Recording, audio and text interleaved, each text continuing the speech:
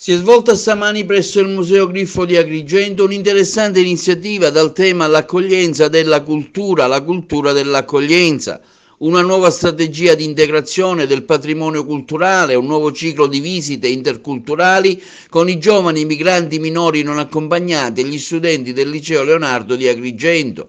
E giovedì 7 marzo al Palacongressi la presentazione dello spettacolo musicale Il Mediterraneo che unisce, che vedrà tutti i giovani sul palco uniti sotto un'unica bandiera, quella della fratellanza e della gioia, a esibirsi. Questo è il secondo anno consecutivo che il Liceo Scientifico e Linguistico Leonardo partecipa a questa iniziativa. È un'iniziativa di grande spessore sia culturale ma formativo, e dico in particolare perché consente ai ragazzi di essere i protagonisti di una serie di esperienze formative congiuntamente con i ragazzi che provengono da altre nazionalità. Evidentemente, ecco, vivere quotidianamente questa esperienza riesce a formare molto di più i ragazzi rispetto a una qualsiasi relazione o un discorso teorico. Vedo che la ricaduta è altamente positiva non solo per i ragazzi che sono coinvolti in prima persona, ma anche per l'intera istituzione scolastica. Quindi è un interscambio culturale? Sì, possiamo anche chiamarlo così, più che altro serve a farli lavorare insieme su obiettivi comuni, conoscere identità culturali diverse e capire come possono benissimo convivere insieme, ognuno mantenendo la propria identità.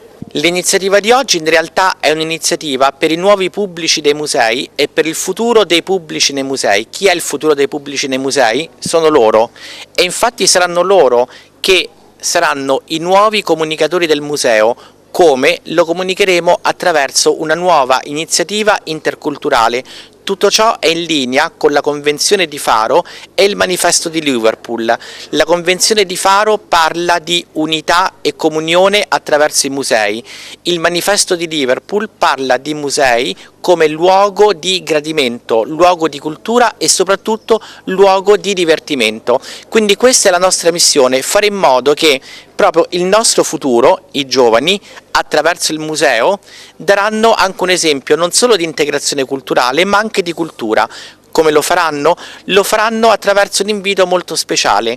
Quali ambasciatori della cultura italiana inviteranno gli stranieri presenti nella loro città. Sono ragazzi che sappiamo tutti come sono arrivati nel nostro territorio, sono ragazzi in linea di massima che provengono quasi tutti dall'Africa. Abbiamo partecipato quest'estate allo spettacolo L'Alba degli Dei, organizzato sempre da Coop Culture, e così è nata una relazione con i referenti di questa associazione che si occupa appunto di rilanciare la Valle dei Templi. Abbiamo vista l'attenzione che i ragazzi hanno manifestato verso quella manifestazione, abbiamo come dire, da ambe le parti è nata l'idea di collaborare in altre occasioni. Così abbiamo aderito a questa straordinaria manifestazione che ha dato non solo la possibilità ad alcuni dei nostri ragazzi, Musa in particolare, di partecipare a tante attività,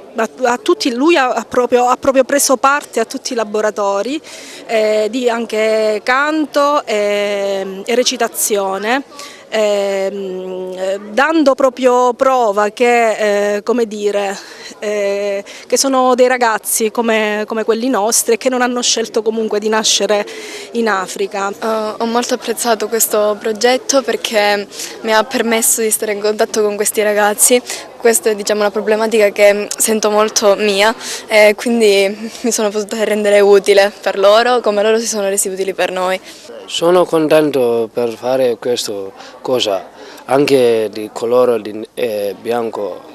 Loro sono brave persone, anche molto intelligenti. Loro fanno quello che noi devo in persone per cogliere.